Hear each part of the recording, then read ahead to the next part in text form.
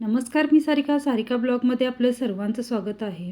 आज श्रावण सोमवार तिसरा आहे, त्यामुळे आम्ही गेलेलो महादेव मंदिरला गेलेलो आहे. निप्पाणीमधील हे मोठं आणि एकदम सुंदर असं मंदिर आहे आणि इथं भरपूर असे भाविक भक्त दर्शनासाठी येतात. श्रावण महिन्यात आणि महाशिवरात्रीला इथे खूप मोठी गर्दी होते आणि इथं रथोत्सव पण खूप छान केला जातो. तर आम्ही इथं दर्शन घेतलं आणि पिंडी पण किती छान सजवलेली आहे बघा. खूप सुंदर असे सजवलेली आहे आणि त्याच्यानंतर आम्ही महादेवांच्या मूर्तीवर बेल वगैरे वाहून दर्शन घेतलं आणि आज तिसरा श्रावण सोमवार असल्यामुळे मंदिरामध्ये सत्यनारायणची पूजा पण घातली जाते आणि सत्यनारायणची पूजेला नमस्कार करून प्रसाद घेतला आणि थोड्या वेळ आम्ही मंदिरामध्ये बसलेलो आहे आणि मंदिर पण किती सुंदर सजवलेलं आहे बघा. लाईटच्या माळाने मंदिर सजवलेलं आहे. बाहेरून आणि आतून खूप सुंदर असं लाईटिंग केलेलं आहे.